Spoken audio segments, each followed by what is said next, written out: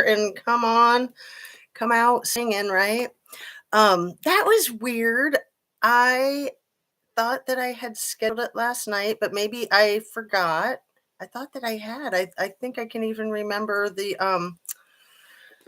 thumbnail that I used for last night. So I used a different one right now just to be sure that I don't get them confused. So yeah. Good morning. It is February 2nd. It's Thursday, just after 8:30 in the morning, East Coast time. So, you guys, I'm so sad that I'm here all by my lonesome, but that's cool. You guys usually come in pretty quick. That's really odd that I wonder what I did. Anyway, there's just always a hiccup with this thing, whether it's me making mistakes or the system. I'm just grateful for what it does. I mean, the technology is simply astounding. Um, Hey, Pixie Knickers. Hey, Alistair Grant. Thanks for saying hello, you guys. Oh, I feel so much better. Kay Matson. Thank you. Oh, you're in Maryland. I love the DC area. Are you like close to DC or are you out in the country? Both are amazing. I just love the DC area. That's where I was born and raised my formative years. Freud says by the time you're 6, you're done forming, right? I don't believe it's true, but I understand the point. Um, you know, Eric Erickson's psychosocial development is like you continue to develop until you go on into the next spiritual realm of things. Central Maryland. Cool.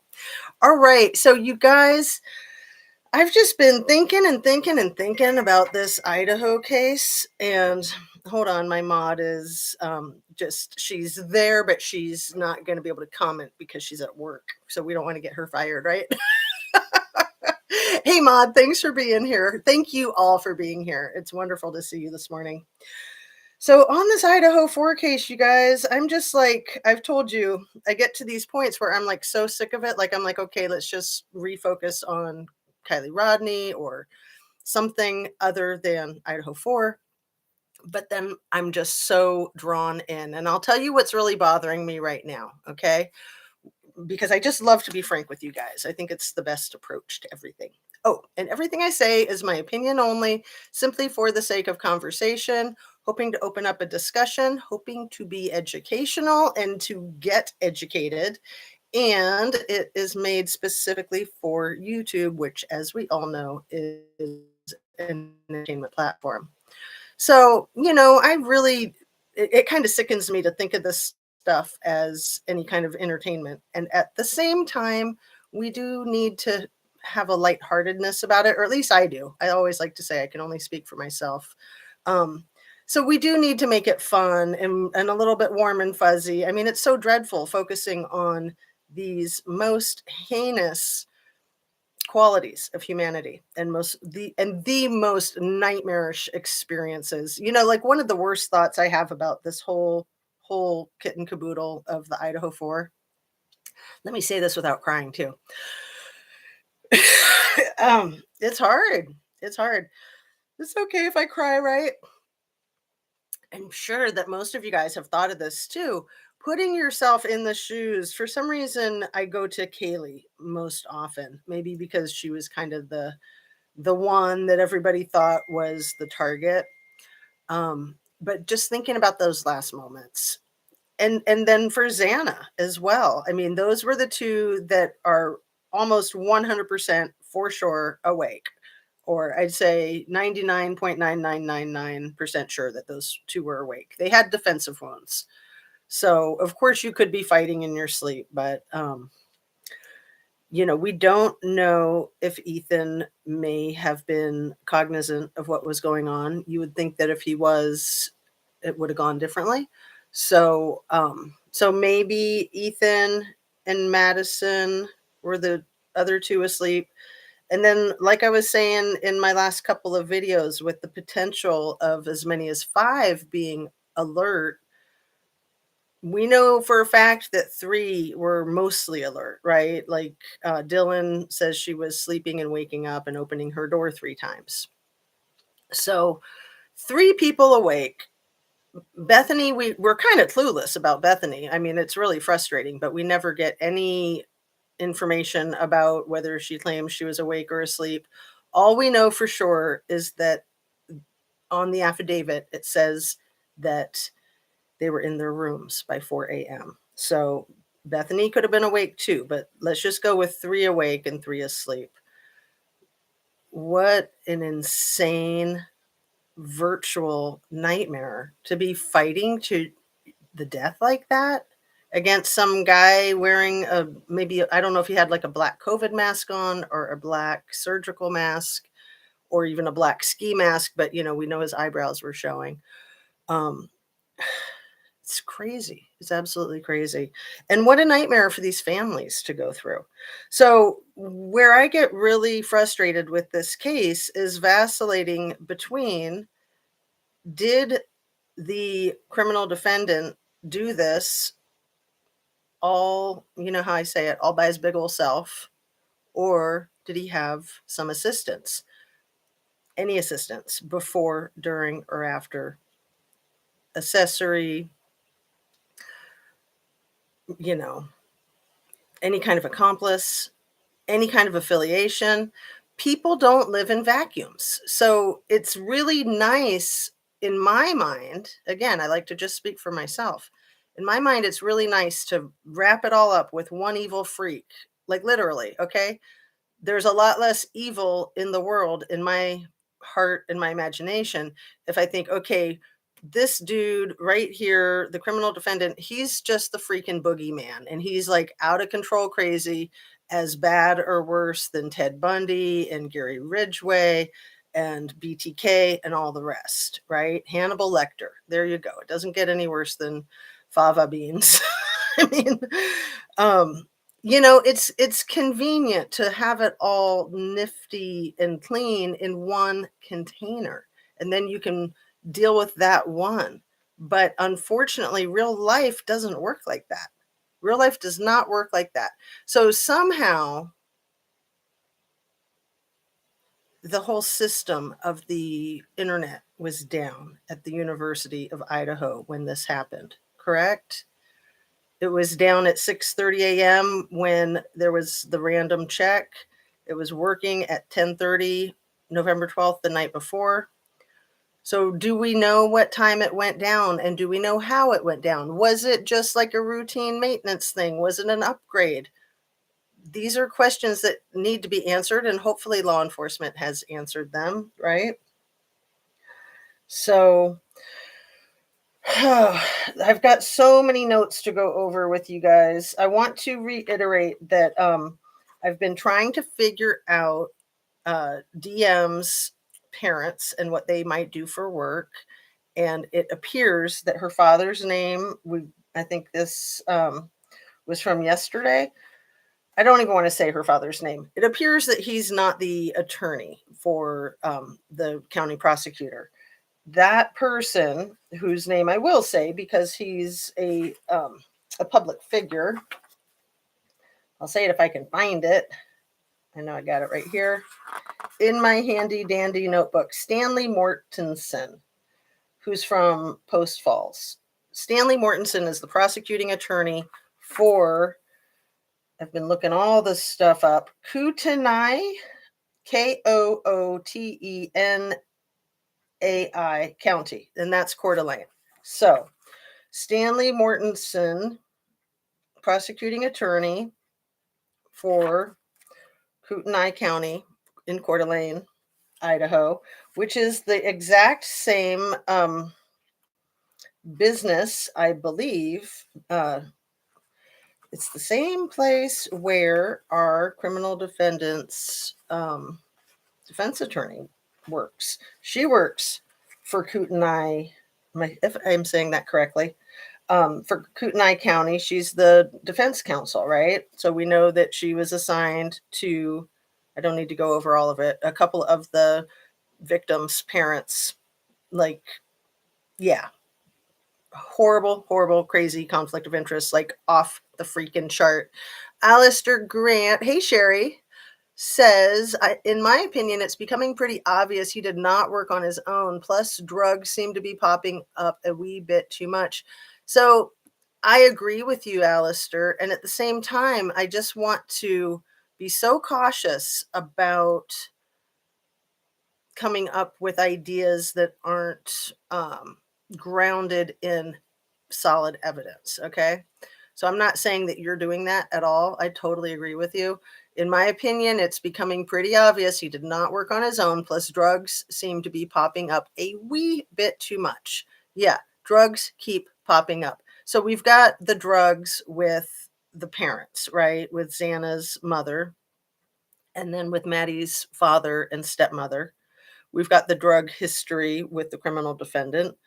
We've got the likelihood of drugs, the rumors of drugs in that house being like definitely not like what did they call it, which is completely ridiculous, like a trap house. Like screw that noise. Screw that person that came from. That was that mother Kim from Seattle that went on to a bunch of the shows that I am so freaking sick of. And I'm just going to name them because I just think it's outlandish. And they, to me, feel like at times they can almost seem credible or they do seem credible. And I think they're garbage. Okay. I am so sorry to do this, but Drunk Turkey, Olivia, Truth and Transparency, Lana. Do you guys know that Lana was the one who like did the Shanann Watts zombie thing like way back at the beginning of her YouTube career? And it's my understanding that she publicly apologized for that, but I am not cool with anybody who would ever think for a millisecond that that's a reasonable thing to do. Like she has gained a lot of traction and a lot of street cred, and I don't think it's a safe thing. So those channels in particular that have really been bolstering this Kim person and anybody else who bolsters this Kim character. Let's just say she's a real mom with real kids and what she says is truth as far as she knows it. She still needs to put a sock in it, right? She said she called the authorities and reported all this to them. Then why are you undermining yourself and them? Sorry, I can't speak. Why are you undermining yourself and them going on the streets of YouTube, spouting off all this crap? Unbelievable. Okay, there, I'm done with my rant. Sifa, good morning. We don't have physical evidence that the kids do drugs, and we all need to remember that. That's such a excellent comment. Thank you. And again, I go back to my own experience. In my college experience, everybody did drugs. I mean, I got myself together my senior year of college, but college was just one big party. Miami University in Oxford, Ohio, which was like all clean cut and preppy, complete party animal scene. And then I transferred to the Evergreen State College, which was, very liberal. And again, just a huge party animal scene. And you don't need college to have party animal scene. I mean, it's an epidemic across the country. Education has nothing to do with it. The more educated you are, the less educated you are, I don't think has any bearing in drug substance abuse, experimentation. The experimentation slides into abuse really quickly and addiction. A lot of these substances, alcohol included, you can't just pick up and try it and then be done with it. Some people can, but a lot of people can't. So trying it is the beginning of the end, basically. So the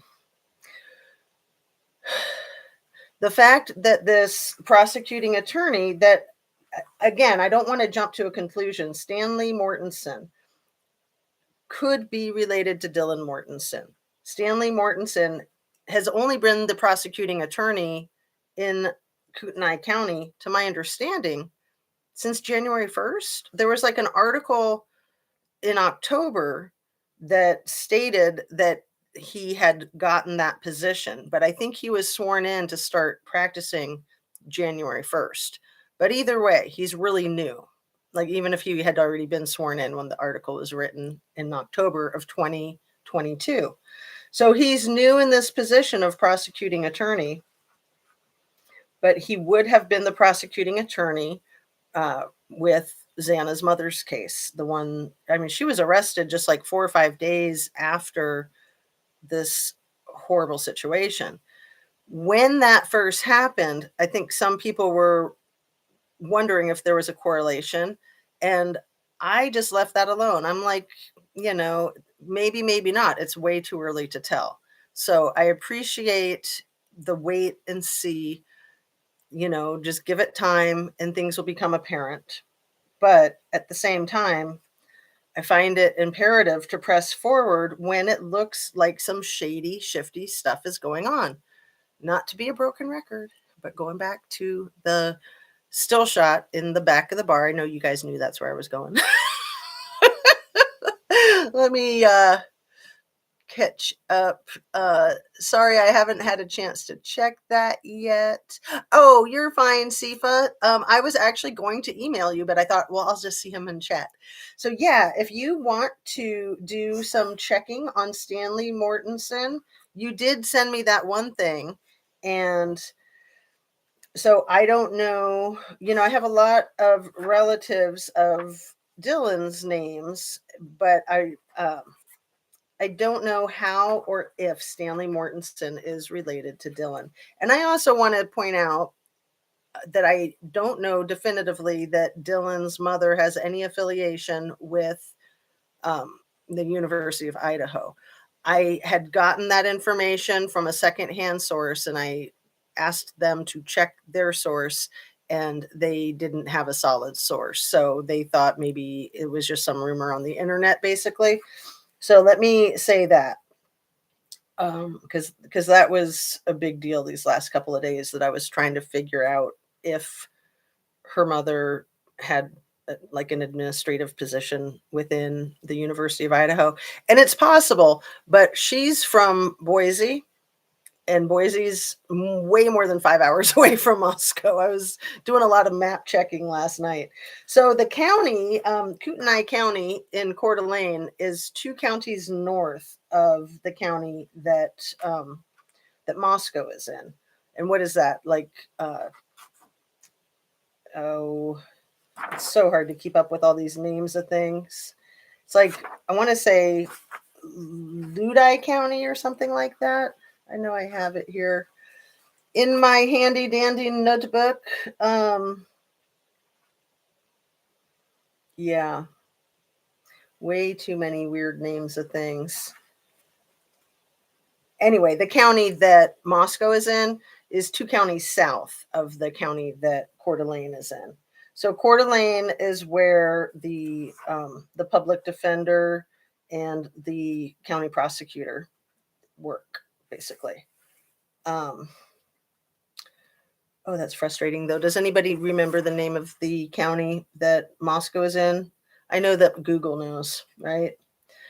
Um, So yeah, allegedly innocent had done a really good video. I'd love to give her a shout out. She's incredible. I love her channel. She did a really good video about what I was just saying, of people that are interfering with the investigation. And I think that there should be severe consequences for that. I really do. Like that TikToker that made 1,000 videos, it seems like, of the female professor at the University of Idaho. That's ridiculous. And I will cop to any accusations that I've made, any suspicions that I've had towards Kaylee's ex-boyfriend. I could be wrong 100%. I hope that I'm wrong 100%, but I'm still not convinced that he has nothing to do with it. And even if he has nothing to do with it, I still stand by that his comments on her Facebook or her Instagram photos are just completely hideous, and that he needs to get his mind out of the gutter and get himself together. That's a whole nother point. Okay. I still think that there are a lot of unanswered questions. Again, broken record, going back to that flippin' still shot from the back of the corner club. What is up with that? What is up with the two Jacks, Adam, Man Without a Face, Kaylee, and Maddie, 2.5 hours maybe before this happened. My other huge hang up right now, and you guys know if you've watched me the last couple of days, my huge hang up is with that flippin' DoorDash delivery being delivered at approximately 4 a.m. No, that's not going to work. That's not going to work. We need to know the precise minute that that was delivered. And I'm sure that law enforcement knows that, but why are they putting out so much specific information in the affidavit and then leaving out specific information? Again, some of that balances with public safety and transparency, but the law is transparency and public safety is the goal. So again, when my brain starts going with this and I think, okay, so let's say these things happened, these four people's, they were unalived between 4 and 4:25 according to the affidavit, and then approximately 7.5 hours passed before 911 was called. What if that person that allegedly unalived them was out unaliving other people for the next 7.5 hours? Like, that's crucial. Thank goodness that didn't happen that we know of. But that's where this stuff becomes a pile of crap. And it's unacceptable. You do not wait 7.5 hours to call 911. Again, if you're in a frozen shock state and you just can't, then there you go. That's your story and you're sticking to it. But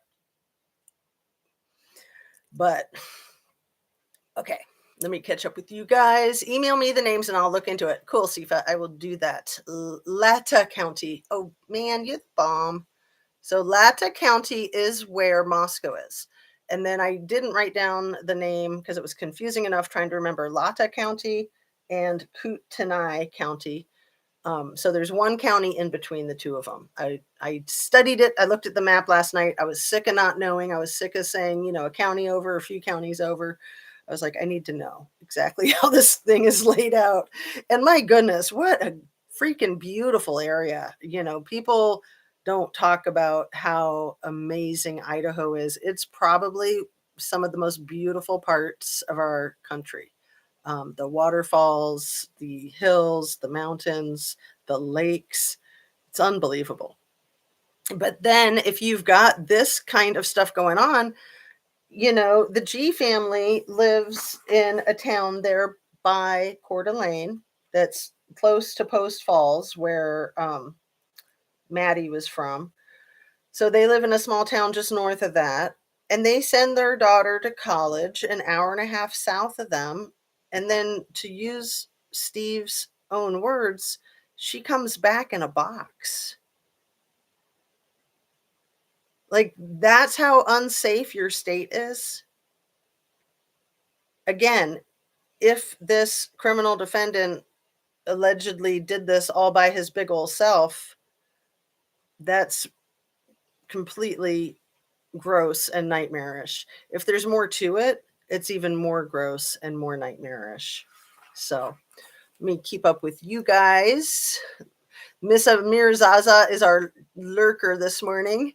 Hello, Justice Warriors and Ms. Jazz, just lurking, watching on DTV before putting Baba down for a nap. I know taking care of babies is the best, and it's also very hard. And yeah, my favorite thing that I got as a baby shower gift with my first child was a little card that said, "Meet your new boss." And it had a little drawn picture of the baby. And it's just like, basically, yeah, that is your new boss. And they say jump, you say how high, what time. Hey, Jem. And Alistair Grant said, just had a thought, a good one. What if the burger guy, here, let me tag it so people can read along with me. I know that they can read along anyway, just makes it easier. What if the burger guy that leaked that photo off the bar, just thinking, why would someone take a photo off a monitor watching the people involved? Very good question. I'm going to reread it. Just had a thought, a good one. What if it was the burger guy that leaked the photo off the bar? Just thinking, why would someone take a photo off a monitor watching the people involved? That's a pretty brilliant thought, Alistair. How did you come up with that? I'm just kidding. You're brilliant, obviously. So that would mean that he was there with the monitor, maybe at his school, is probably what you're thinking, like in the lab where they have live feeds, maybe. It's a very good thought. Dang. But why is the guy's face blurred out? Why is the one man without a face? And I haven't looked up to see if there's a movie called The Man Without a Face. There has to be. There has to be, right? If anyone wants to Google that. Long time no see, Miss Amir Zaza. Ahoy, Jem, J, Alistair Grant, Sifa, Kale, and MC3POWY et al. So yeah, the question, part of that question I'd like to talk about too is why would somebody take a photo off of a monitor watching the people involved? So my thought initially was that somebody took that photograph because they were concerned that some things weren't known and they wanted to make it known. So who was it who took the photograph? Who was it who leaked the photograph? Certainly that can be discovered by law enforcement, that they can trace back what IP address first leaked that screenshot. And and then why? Was it to throw, if it was the Nothing Burger and he was trying to throw off the investigation and implicate other people, or was it somebody who knew something and was afraid that people were getting away with red rum?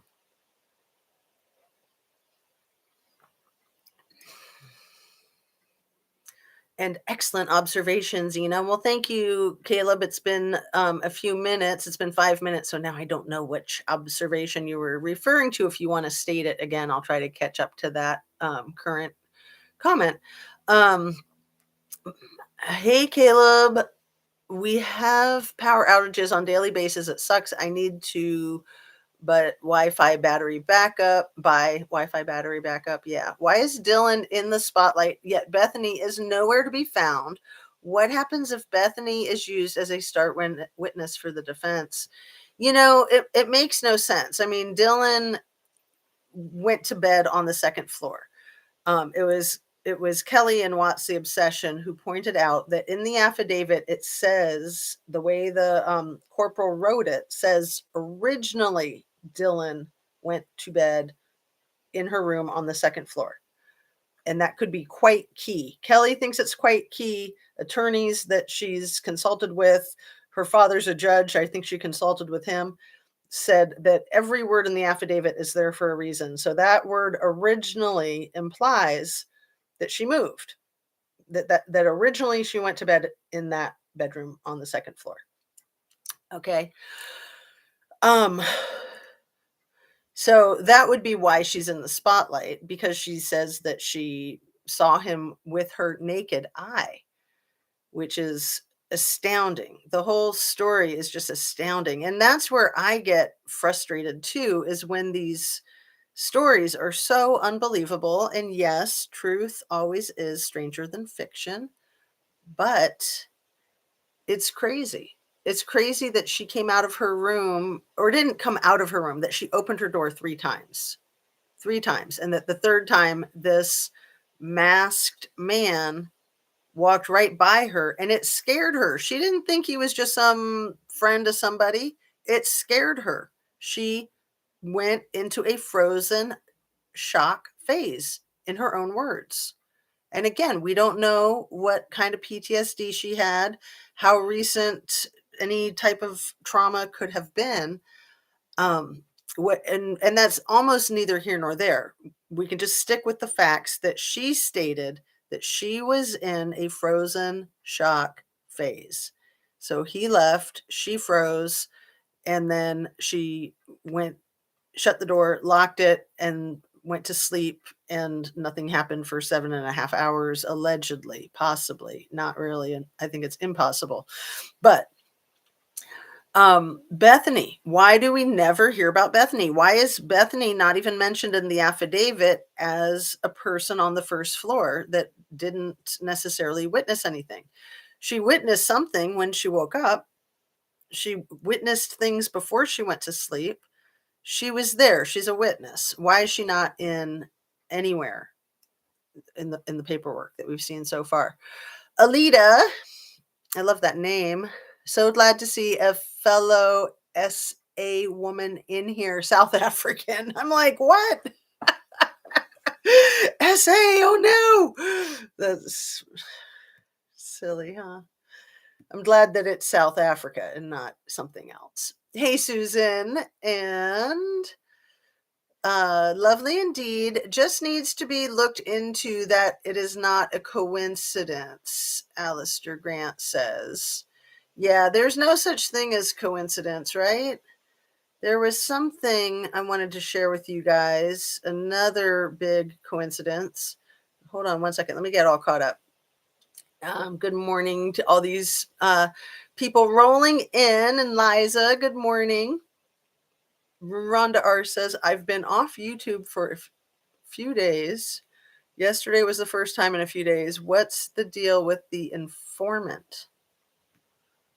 I have no clue about that. The informant? Anybody know?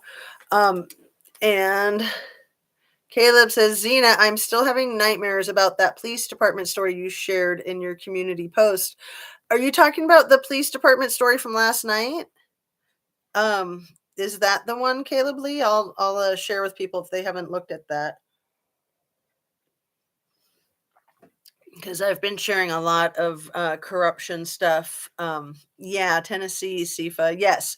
So for anybody that is not familiar, it was Arctic Fox, and you guys told me about Arctic Fox. So I was just checking out their channel and subbed recently, and they did a wonderful expose last night on some news from yet another police department in Tennessee where 8 officers were either relieved of their duties permanently or temporarily while under investigation.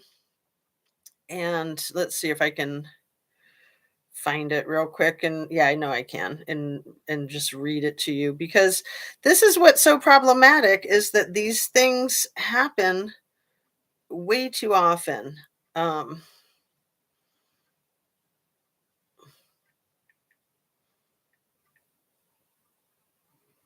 Actually, sorry, I'm not sure that I will be able to pull it up too quickly. Um,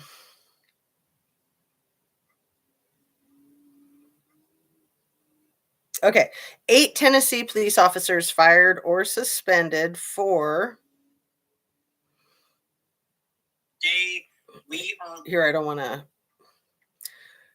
Sexual misconduct while on the job. So I'm not going to play the 4-minute video, but it was just dropped 17 hours ago. Arctic Fox True Crime seems like a great channel.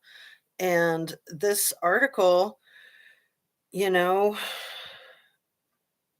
at the same time that the Memphis Police Department has had 5 relieved of their duties, 2 put on administrative duty, or I'm sorry, administrative leave, and then 3 of the fire department have been fired, and or the EMT, the rescue squad, 3 of them have been fired.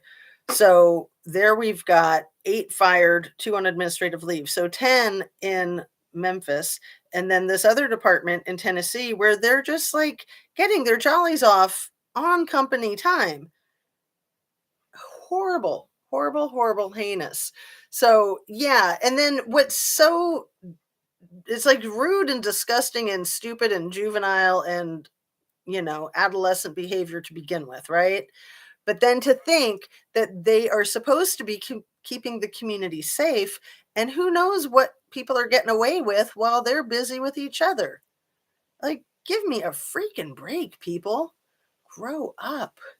And yeah, you're making your state look really bad. And Tennessee's another really beautiful state. I mean, you give yourselves a really bad reputation. Well, I guess BK and the food delivery guy never bumped into each other. Well, It sounds quite probable that at the very minimum, BK might have witnessed the food delivery guy delivering.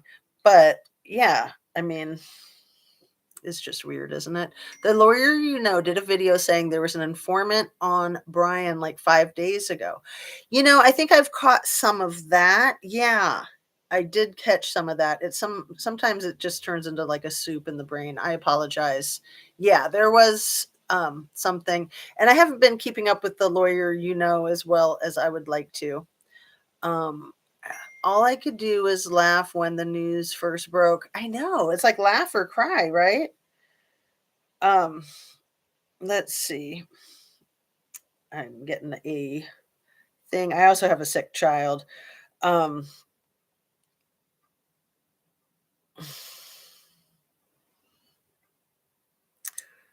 yeah. So my mod actually texted me. I'm glad she did because I had wanted to mention something about this. Jumping over into the Tyree Nichols case in Tennessee and Memphis.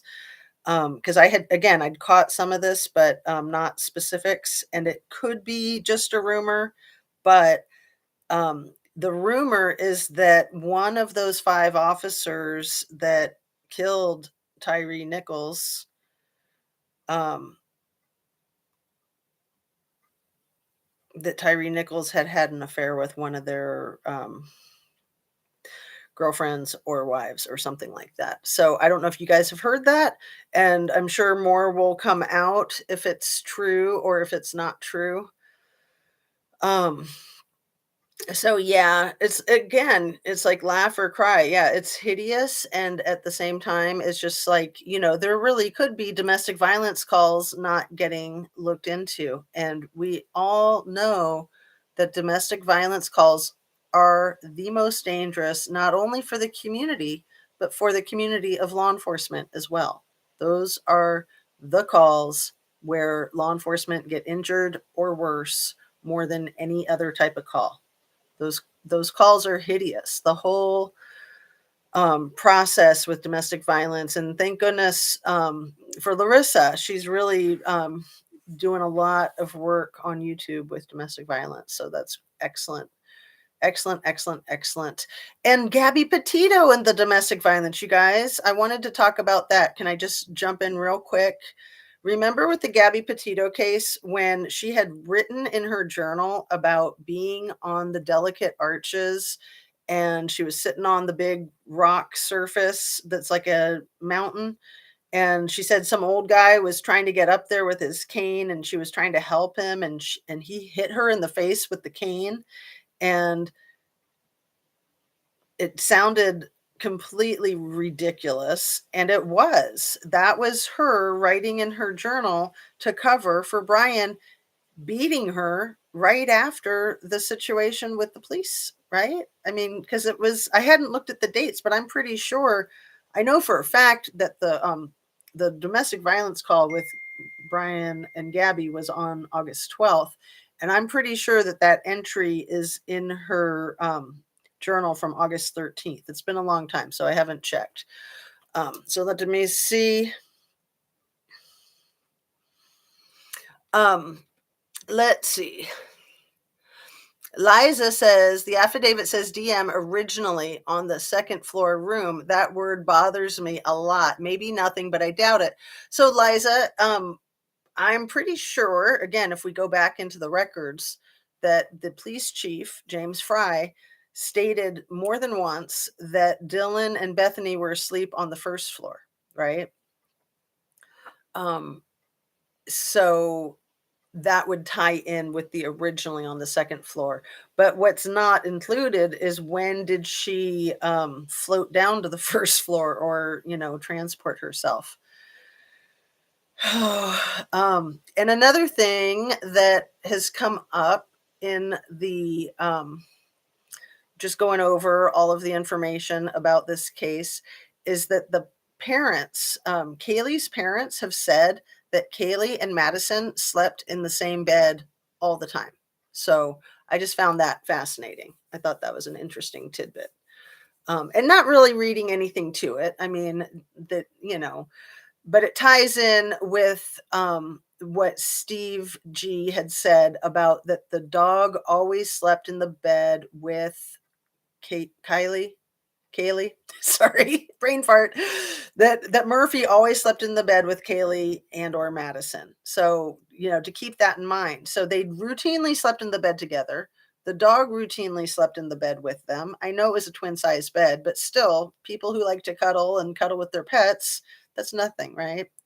So I've always been under the impression that whoever did this put the dog in that room by itself. That dog was a year old. It was still a puppy. It was less than a year old, or about a year old, because Kaylee and Jack D got Murphy. I think it was like December 21st, 2021, but maybe it's just December of 2021. So when this hideous nightmare event happened on November 13th, 2022, the dog would have been slightly more than a year old, probably, because you don't normally adopt a dog until they're at least 8 weeks old, at least. They just need their mommy. They need their mommy milk, mama milk until then. Um, Sifa says for playing Twister, basically.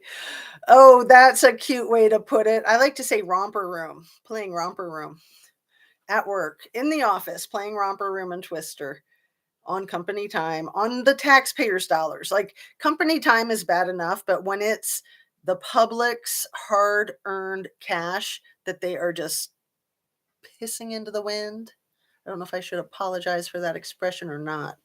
Pissing the money into the freaking wind, and worse. I mean, research this yourself, but they are hiring anyone these days as a cop. I beg to differ, okay? Caleb Lee, there's a lot of problems with hiring personnel in all professions right now. Since COVID, there's just a lot less people applying for jobs, and people are quitting their jobs. So police officers definitely have to have the training of the police academy as a bare minimum. And that's not easy. The police academy is not easy. They have to do a lot of physical training.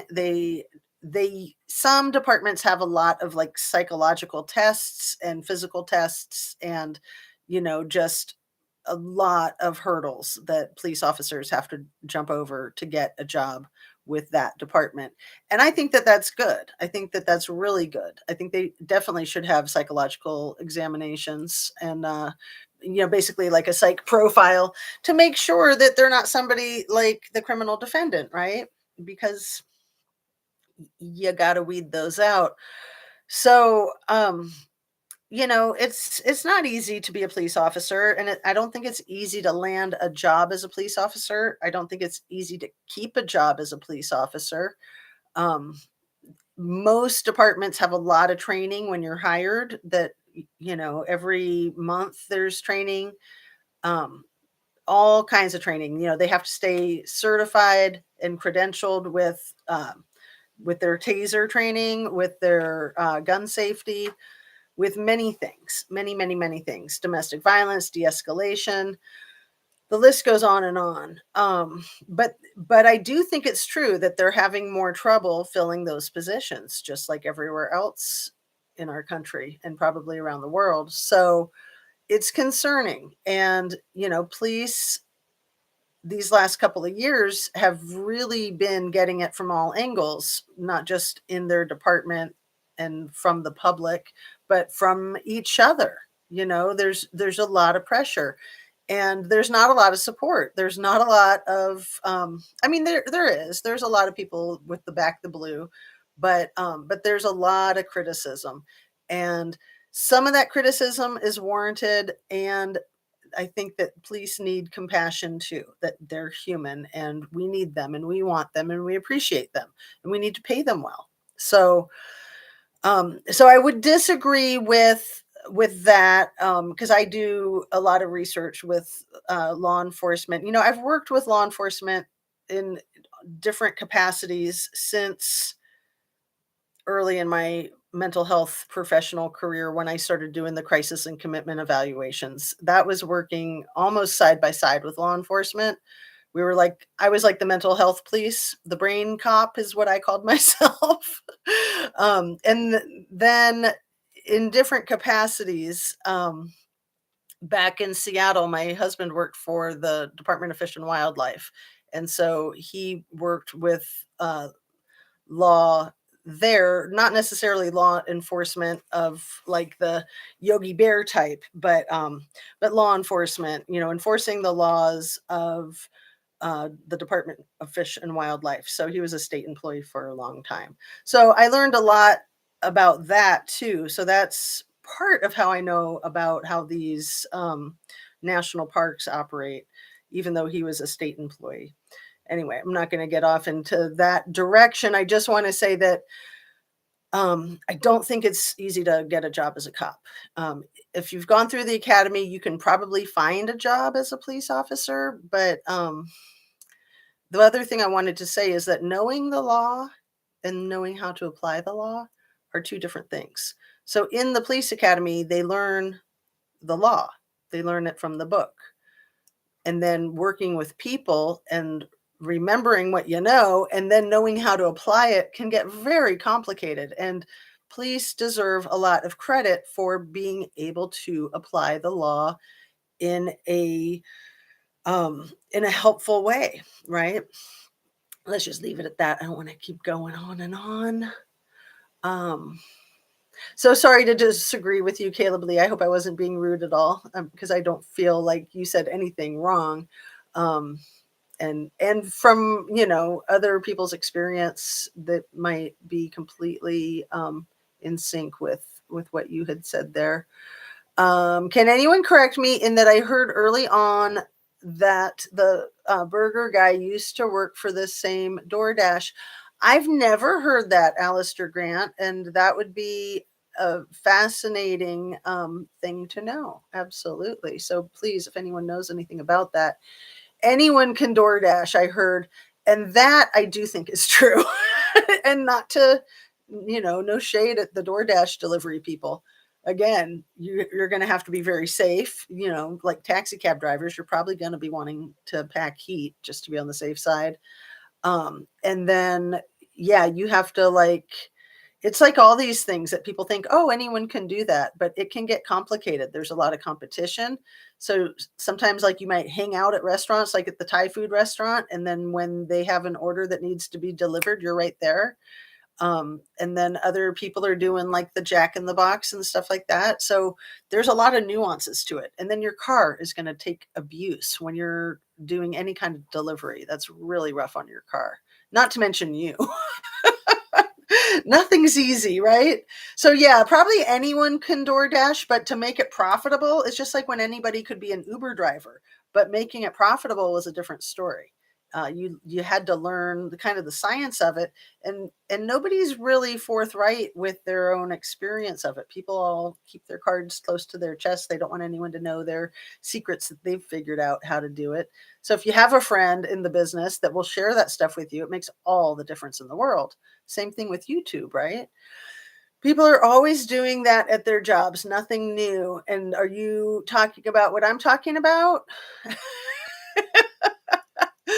And Sifa says, within reasons, yes. Alistair Grant, we don't have DoorDash in Scotland. Well, maybe someday soon.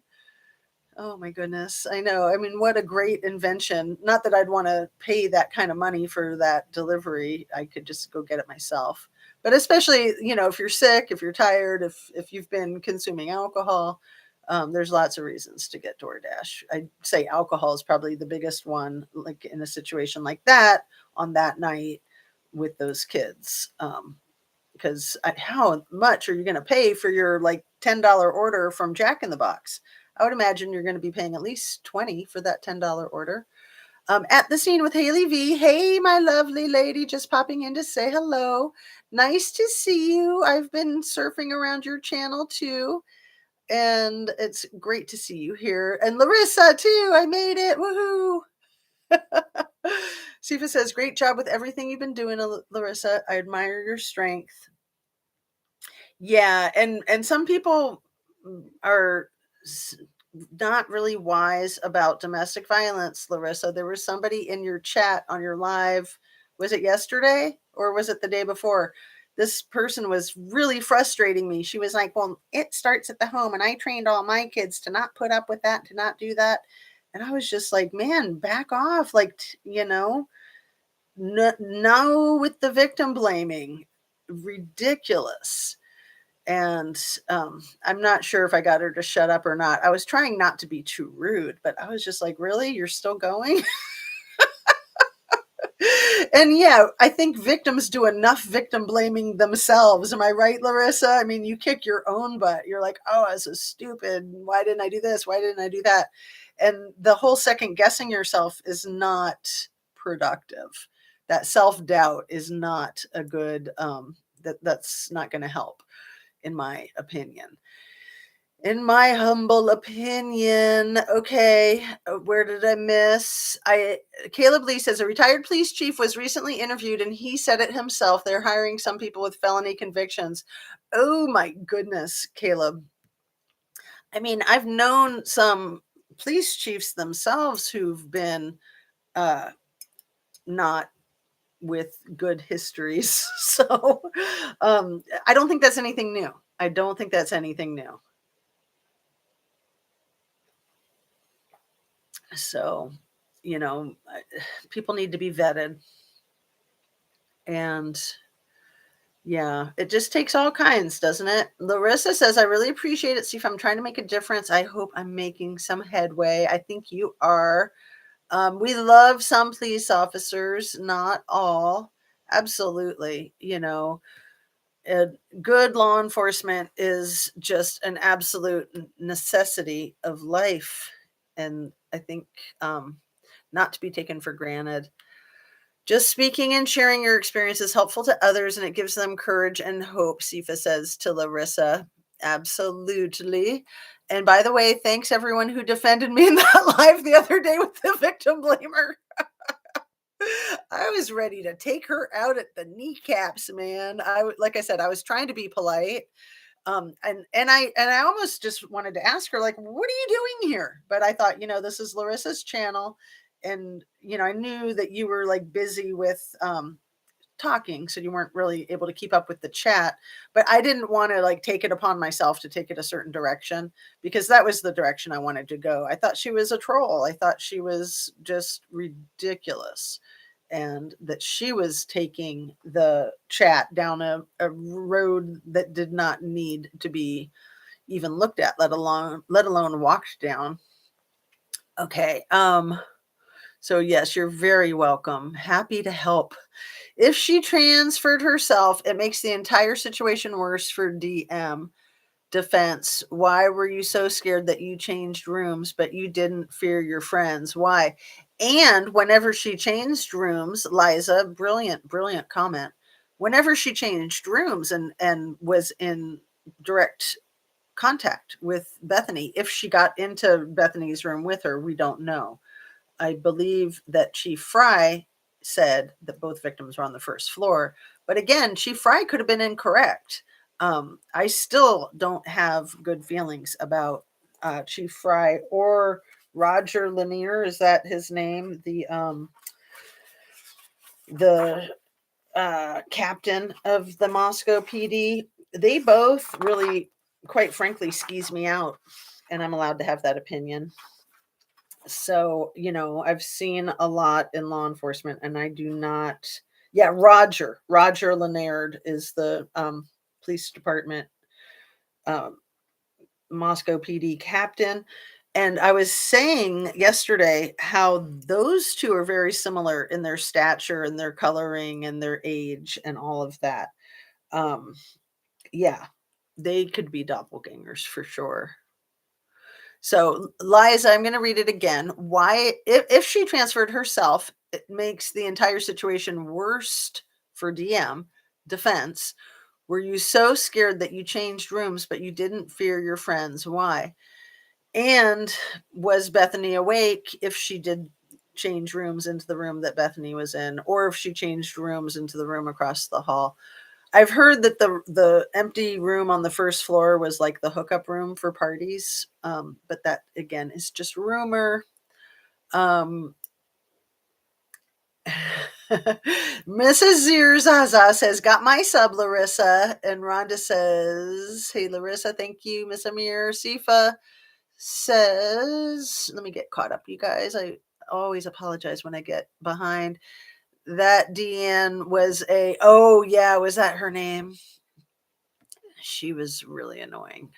Okay. Um, that Deanne heard from me after the live and she apologized. Well, good. And see, that's why I wanted to leave that ball in your court, because I figured that you could work some magic with her, that she was obviously there for a reason, maybe not just to be a troll and try to be an idiot, that maybe she was there because she wanted to learn something and maybe you helped her learn something. So that's what I was hoping for. Heavenly Cloud says, "Good morning to everybody. She clearly didn't like that you're taking your power back." Oh, Sifa, are you talking about in Larissa's chat, that person that was being such a scum? Wow. Because yeah, she was being very condescending, like trying to say that anybody that would be in a domestic violence relationship is basically an idiot. Sorry for saying that because I don't agree with it, but I don't like even reiterating it. But that was where she was coming from. And it's like, no, people get into anybody can get into a situation like that. I don't care how smart you are.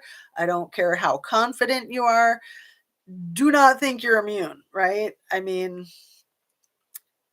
life can be tricky. Life can be absolutely tricky.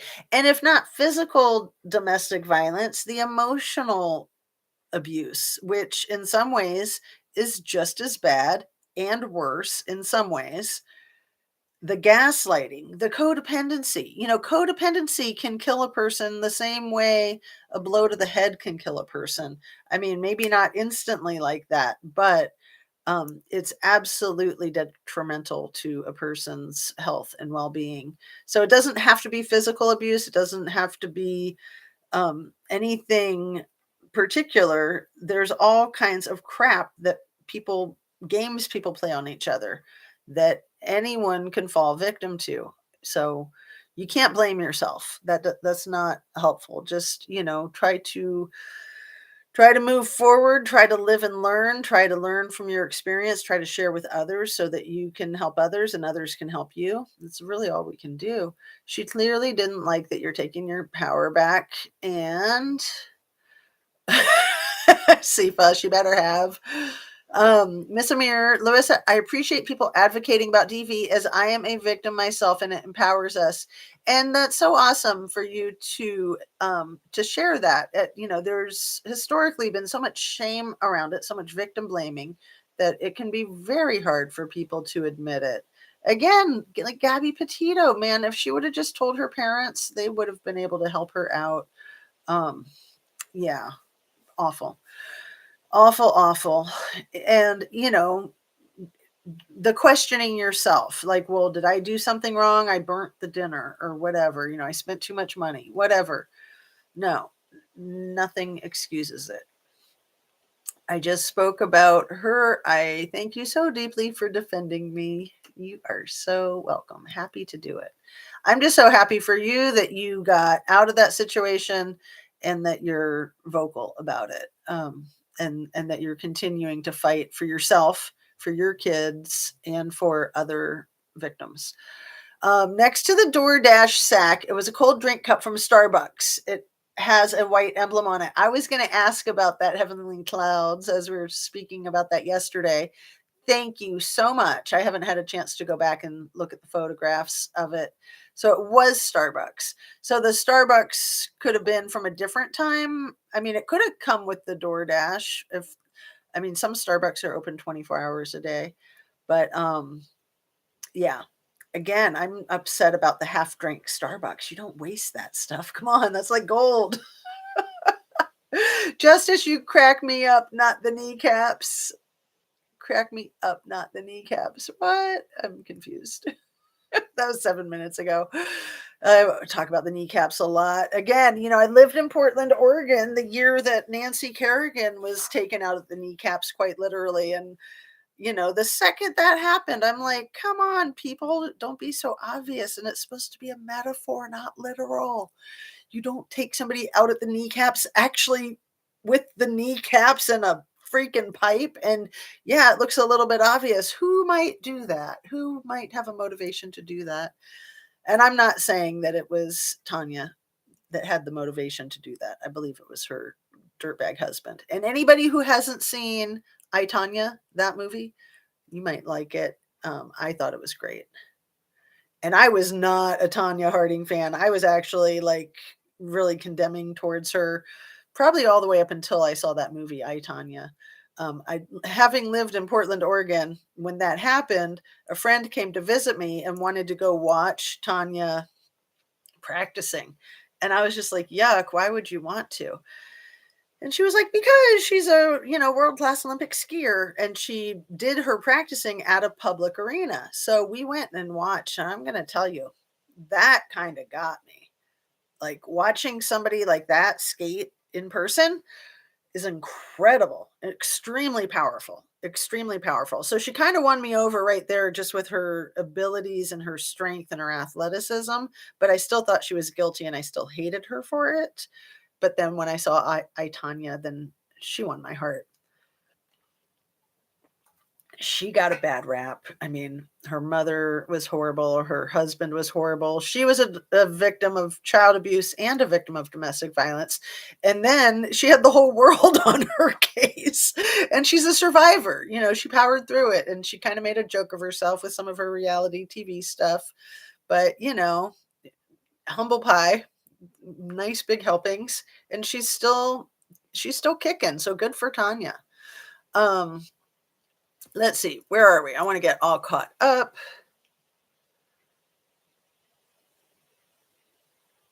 So yeah, I went off on that kneecap thing, Larissa. Sorry. I'm reeling it in. Sifa, people like Deanne blindly help domestic violence to continue with their insensitivity and inability to look beyond themselves. Mr. Sifa, I've been doing it the whole show and you didn't stop me. You're too polite. Sifa, I'm so glad I caught myself. I apologize for taking me, an hour? Okay. So, Sifa, people like Deanne blindly help domestic violence continue with their insensitivity and inability to look beyond themselves, and also re-abuse the victim. Re-abuse the victim. Like, yeah, such a setback for somebody who is vulnerable to that. And victims are very vulnerable, right? I mean, some of that will make you stronger and make you more of a contender to deal with, but sometimes it can just be overwhelming. So, Heavenly Cloud says, gosh, I told my son, become a cop, and he said, you cannot be a cop if you are a felon. Wow, it is shocking.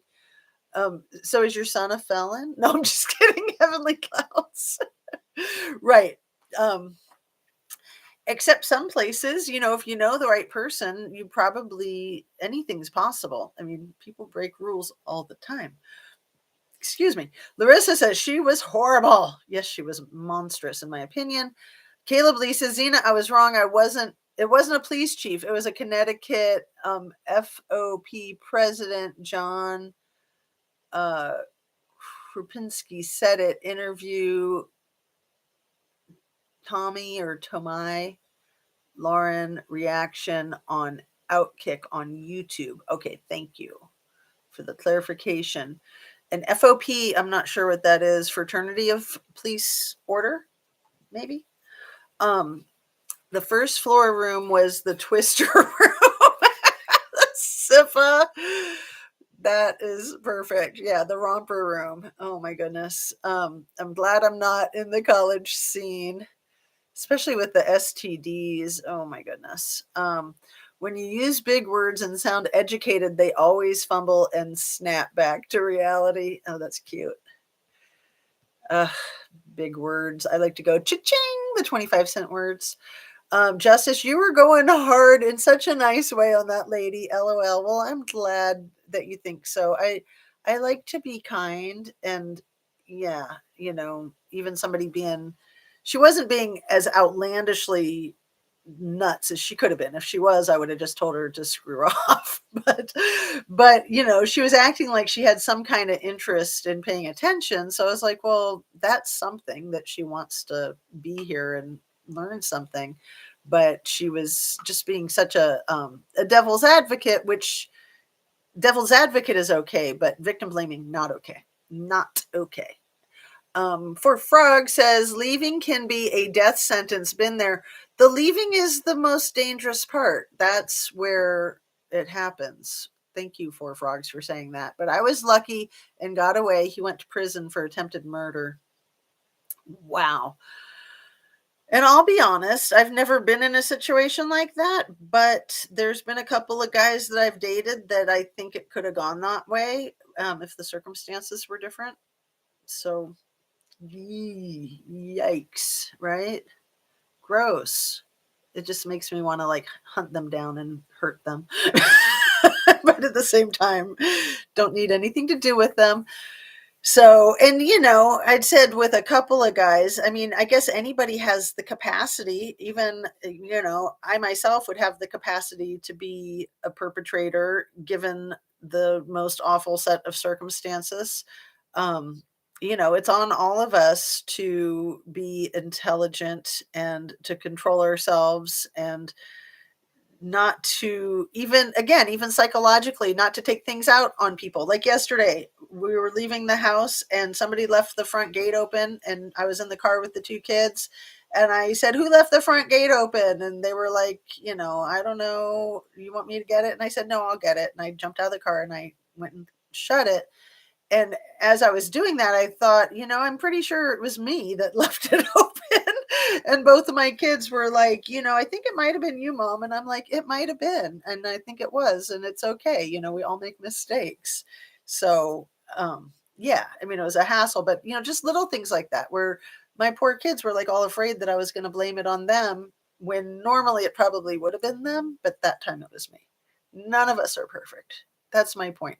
And that even something like that type of emotional abuse or psychological abuse, like, I don't want my kids to be afraid that if they left the gate open that they're going to be at the mercy of an emotional or verbal wrath.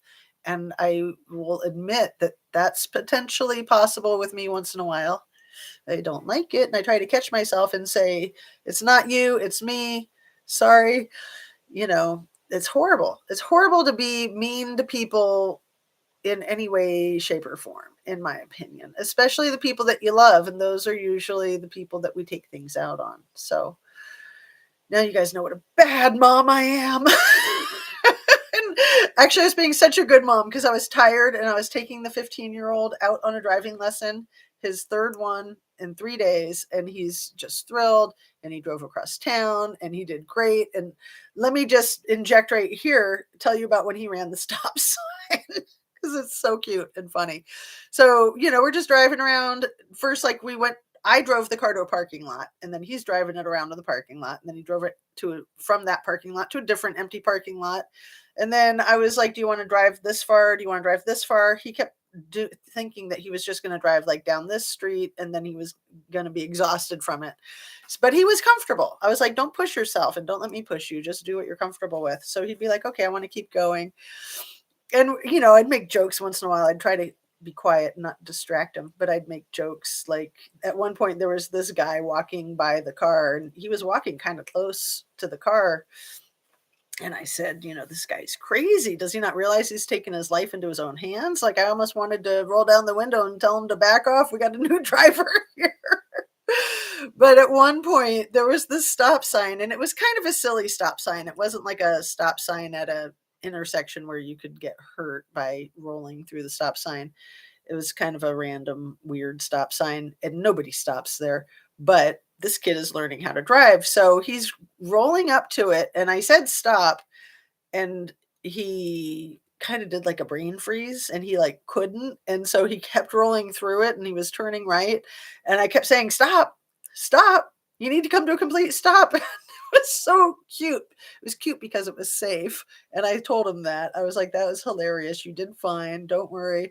I was like, "What was going on?" And he was like, "I don't know. I just froze." So this was his first time driving across town, and that was probably like his third or fourth stop sign. It was the only one he ran, but I just wanted to share that. It was adorable. He totally screwed up, but it was fine. Thank goodness nobody got hurt. And as we are coming up to the very next stop sign, I said, "This one right here is not one you can have a brain fart at. This is a busy intersection." So just to let you know. Anyway, so see, I am a good mom. I try. I try. I don't have to prove myself, right? All right. Let's see.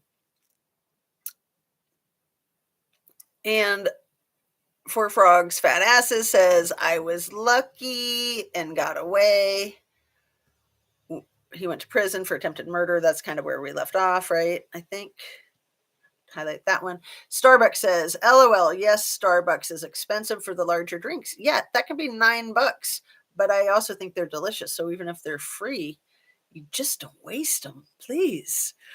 Miss Amir says to Four Frogs, "I am glad you managed to get out. Some people don't get the chance." Right. Yeah. Terrible, terrible. Um, Poor Tanya Harding, Truth Always Comes Out. Yeah, check out that movie. It is really good. It is really good. I, Tanya. They did a fantastic job with it. And I knew some of her history because she was a local Portland girl. I knew that she had come from a very rough background and that her mom was awful and that the husband was awful. Um, but when that whole thing happened, I figured that she was behind it, with that being her major competition for the Olympics. And then that whole thing with her broken shoelace in the Olympics was just laughable. I mean, it was so sad. It was so tragic, her with her little shoelace skating over to the judges. And judges were always hard on Tanya because she didn't come from the nice little princess background. She didn't have the nice little princess build. Her whole look was like not like the whole thing that they shoot for. They really go for the ballerina thing, and she was more like the Vegas showgirl thing. Like she just didn't get it because of where she came from. And she made her own costumes, and they were all like very severe looking. I'm pretty sure she sewed them herself and designed them herself because she didn't have the money. Again, she's not going to be able to like pick out the cutest costume in the world and pay 500 or $1,000 to have a tailor do it.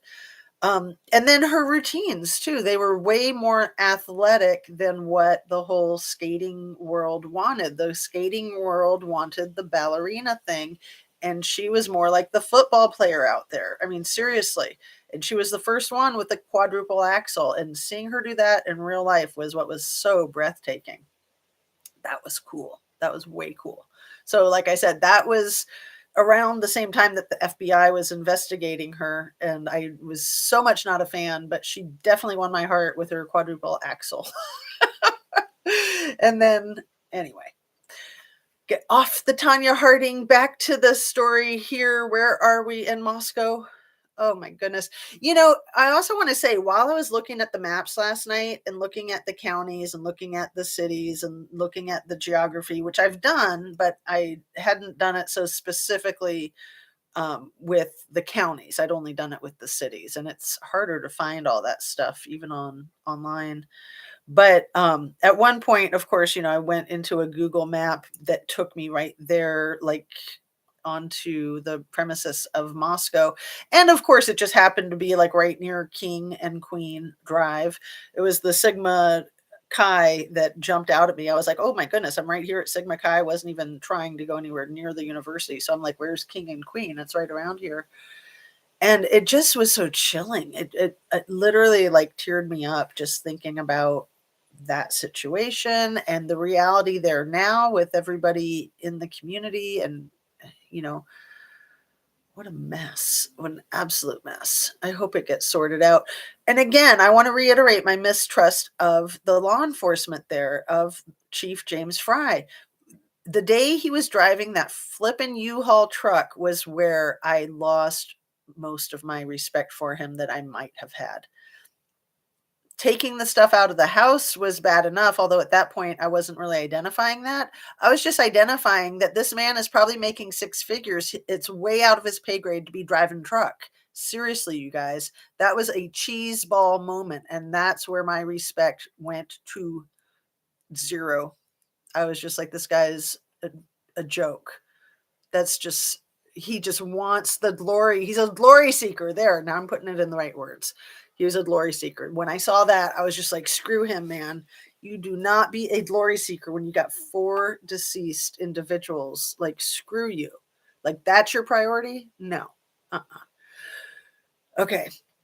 And so happy to see you got some sort of justice. I'm sorry for your experiences. We do heal. Yay. I'm so happy to hear that, Larissa. You're awesome. Absolutely. He ended up hanging himself. Ooh, right. Yeah. People who don't have respect for anyone else, people who show disrespect, it's really because they lack self respect. And if they don't have respect for your life, it's really because they don't have respect for their own life. Again, even going right back into Moscow 4 with the alleged perpetrator, if he went in there to do that, he wasn't necessarily that concerned if he was going to even come out alive or get caught. He knows he's throwing all the cards into the wind to go do something that crazy. If he doesn't care about other people's lives to that extent, he doesn't care about his own life to that extent, to some degree. I mean, at the same time, narcissists are, very self-preserving. So, Heavenly Cloud says, Safa, I could not find your channel yesterday. I did put it in my comments after for the afternoon video yesterday. So if you go to that video, you can get the link that was to his latest drop. And I had no idea, but I mean, I'm glad you've never had to look over your shoulder for him again. Absolutely. And yeah, there was that fraternal order of police, Caleb Lee. Yeah, exactly. He is LOL. He was the one who did drugs. Will be 6 years clean in June. I'm raising his daughter.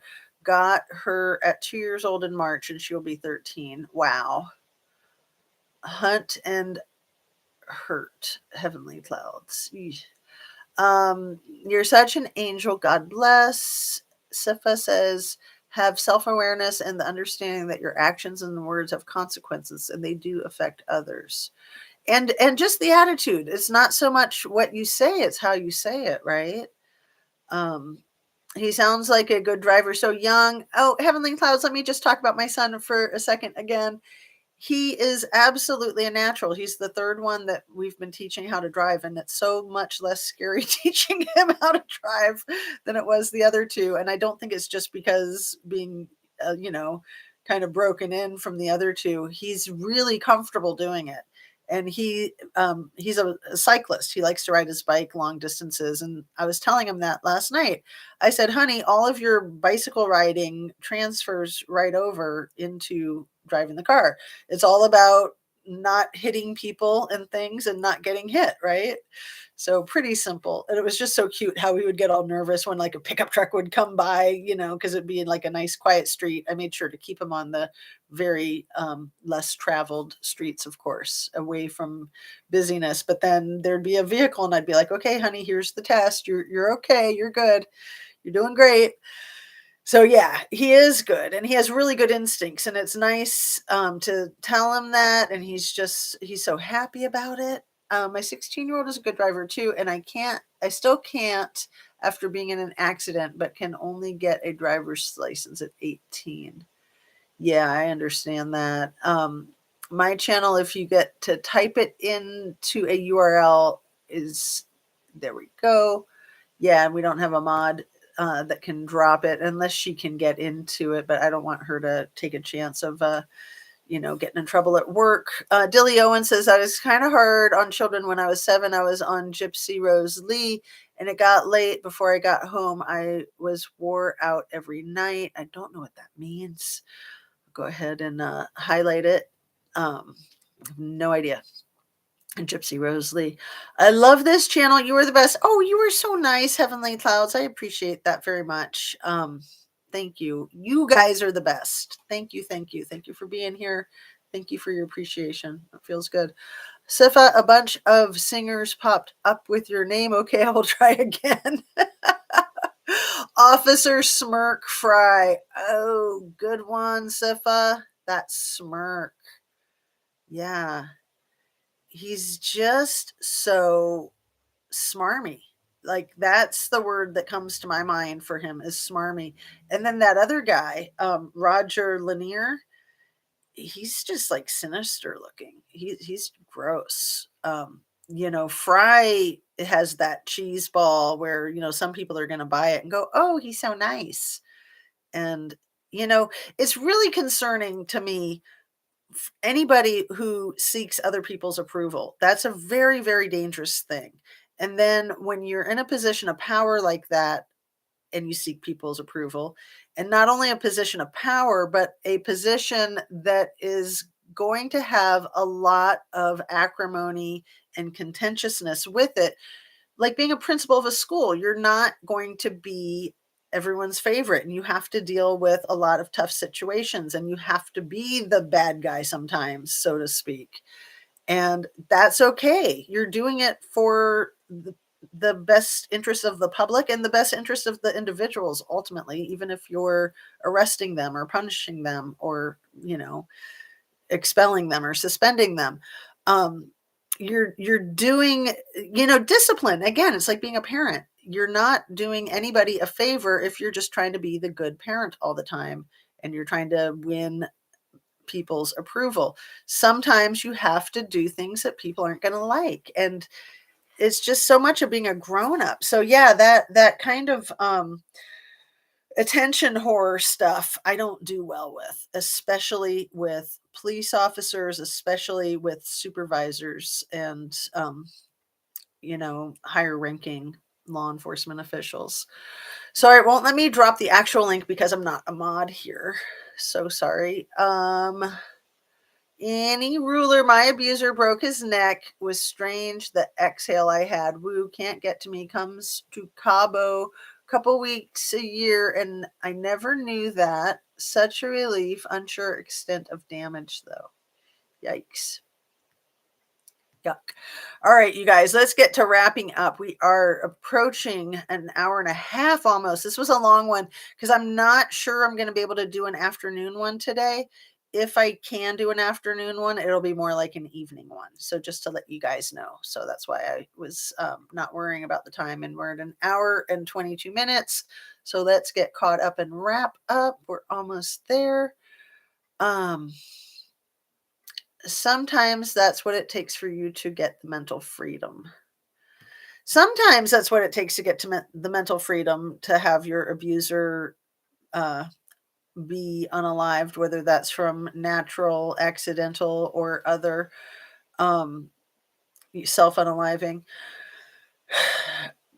execution from cops, whatever it is. Sometimes that gives a freedom. Sometimes that can propel a whole nother crisis for a person, especially if it was like a parent that was your abuser or even a spouse, that if you ever had hopes, like unrealistic fantasies that you could have a healthier relationship with them, it just brings a lot to surface. But the point is that you can't have a healthier relationship with them. Actually, you can. In my opinion, you can have a healthier relationship with them when they're 6 feet under, because your relationship with them does not die when they are unalived. Your relationship with them remains, right?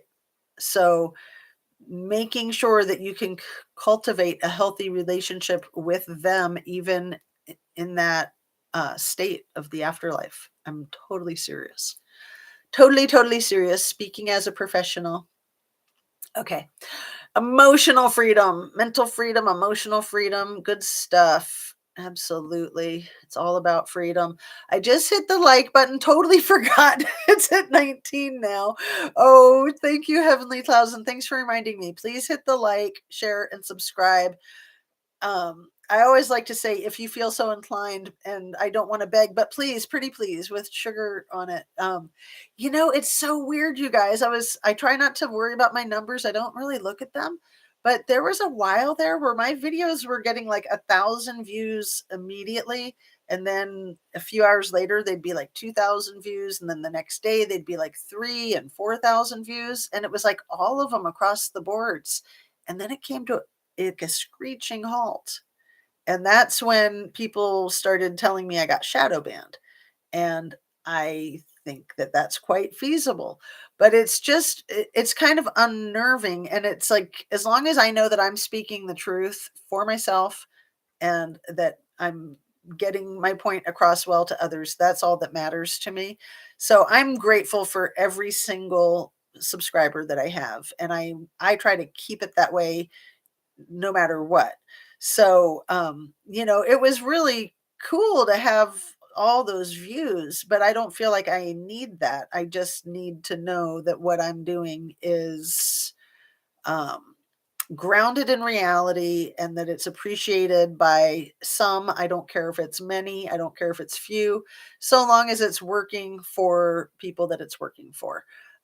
Different strokes for different folks. But thank you for reminding me to remind you guys. It's always good to get those likes and to help the algorithm. Thank you. That reminded me to hit as well. Exactly. And I do it every time I'm watching somebody's video. It's hilarious. It's so easy to not keep that in mind. Sifa, 10 years later, the stress in my body, have therapists now. Aw. Some of my favorite therapy, you guys, is massage therapy, but acupuncture. I don't think we've really spoken about acupuncture. We'll save that for the next video. I'll put that in my notes. Acupuncture is amazing. It's so amazing. I'm sure a lot of you guys know. It's scientifically proven and it is phenomenal. It allows your body to heal itself, which is what true healing is. And what a good therapist does is facilitate your own process where you're healing yourself emotionally. So, um, you know, uh, the right therapist is only going to help you to do what you need to do. So it's not the therapist doing the work, it's you doing the work. The therapist's work is to stay out of the way and to facilitate it, to foster it. I don't know what it is, but Fry gives me that creeps. Erg. It's the sorry, let me highlight that one. It's the, I want to say attention whore, but that's not the professional term. It's the glory seeking. Glory seeking is the lowest form of scum in the professions of first responders. Glory seeking is the most disrespectful crap. If you're a glory seeker, you will never get your peers respect. And this man is the head honcho supervisor, and it's so disrespectful. Um, okay, so where are we? We are going to repeat that. Monica Michelle says, I don't know what it is, but Fry gives me the creeps. And maybe it's more than the glory seeking. Maybe there's something truly sinister about him. Maybe that's him at the bar without a face. Maybe, maybe. Annie, I hope you're finally able to heal. Annie Ruler, glad you were safe. Sorry you had to go through that. It's a wrap, like the producers say on the movie set.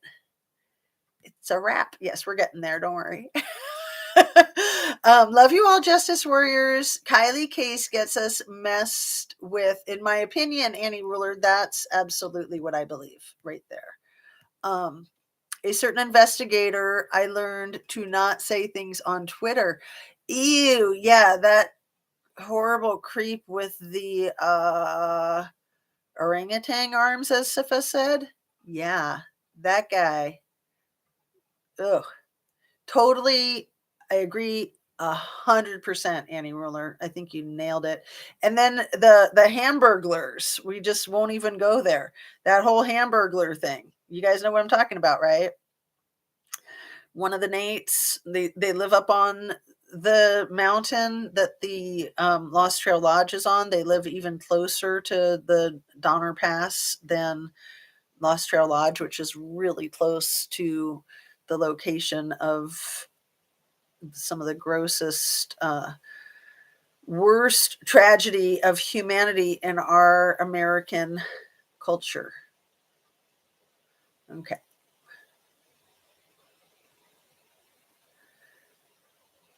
sends me an email with those names. Thanks, Sifa. I will send you an email. That one, I don't like him, Annie. I appreciate your channel. Always look forward to your lives. And at the scene with Haley says, oh my goodness, I used acupuncture after 3 months of rehab and it really helped me. Oh, it's amazing. It is the coolest.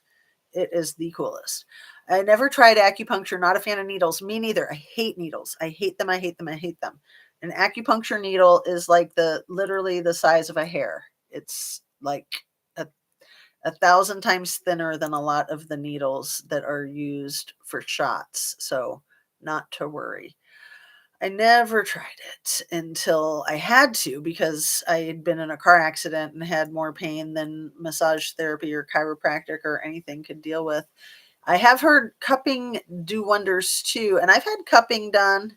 It's interesting. I like the needles actually. I mean, I hate needles, but man, they clear out your blockages. How can anyone smile while talking about a murder case? He is strange.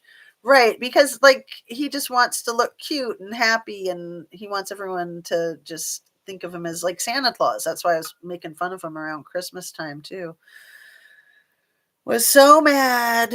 We did not believe 1250 car launch to fit SS narrative hamburglar near meat refrigerator. Annie Ruler, man, you got a good brain in ya, girlfriend. Was so mad we did not believe 1250 car launch to fit Yosemite Sammy's narrative, Hamburglar near meat refrigerator. Ugh. At the scene, Haley V says, I appreciate you and what you do. Like you, I am only interested in like minded people. That is what is important to me, not how many likes I get. Be happy with what you do. Absolutely. I honestly feel kind of bad for the really big content creators because that's just got to be weird and kind of mess with your head. And then you get like, it's too much to keep up with, you know.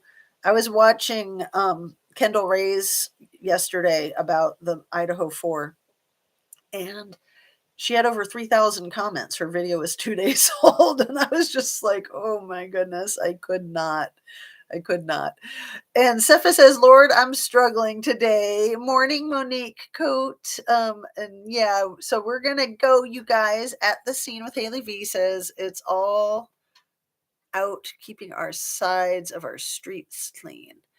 All about our sides of our streets clean. Huh? I'm confused. Let me read that one more time. It's all about keeping our sides of our streets clean. Okay, I got you now. Is that like a British saying? Because I've never heard that. Keeping your side of the street clean. Maybe it's something that other people have heard, but I haven't. But I get it, and it's good. Yeah. I hope that everyone who is a vegan did not mistake what I meant about the 3 vegans. I was just trying to say that 3 people were vegan and was killed around BK. That's all. Sorry to all. I don't think anybody misinterpreted that. I was wondering about it. I was like, what does she mean? What is she saying? I thought you were just saying it all about the accused killer, but 3 people were vegan. I don't know who the 3 people were vegan. Um, let's see.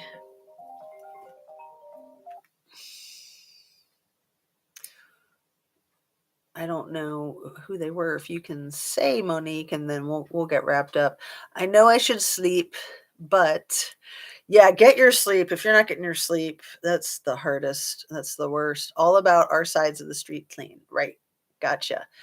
Um, and maybe a Brit thing.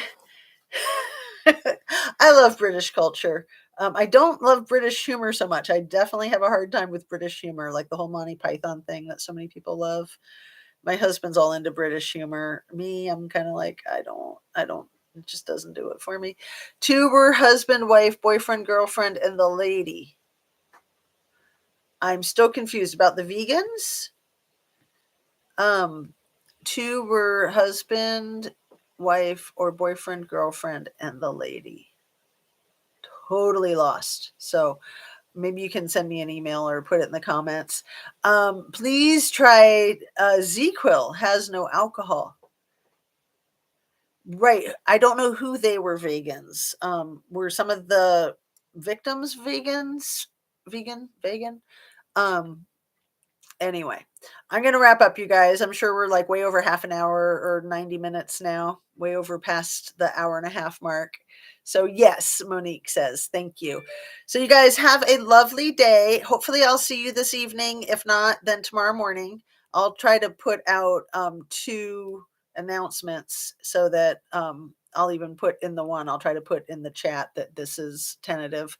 Um, and Sifa says, I'm finally starting to get better from being sick. So hopefully sleep will happen. Well, and it's all those prayers from yesterday. Seriously, I really believe in that power of crowdsourcing prayer. I honestly do. It helped my mom survive for many years when nothing made sense. I mean, it was like miracle after miracle. I was crowdsourcing the prayers and it totally, the miracles happened. I'm off now, but thank you for having me. Take care, everyone. Do something nice for someone else today, even if it's just to make someone smile. Absolutely. That's such a good word of wisdom on your way out. Just trying to make somebody's day, whether that's grabbing them a coffee, complimenting them on their outfit, only if it's honest, if their outfit's really cool. Oh, is true crime circus video. Okay. The thing about the vegans? Interesting. So you guys have a great afternoon, and I know you'll remember to drink your water and eat your protein and fruits and veggies and get your exercise, get your rest, Sifa. Be kind to yourself, be kind to other people, forgive yourself, forgive people around you, and definitely make sure you get the fresh air, the sunshine. That's super important every day, some fresh air and sunshine. So take care, you guys. Thank you so much for joining me. Sending you light, sending you love. See you on the next one. Thanks again.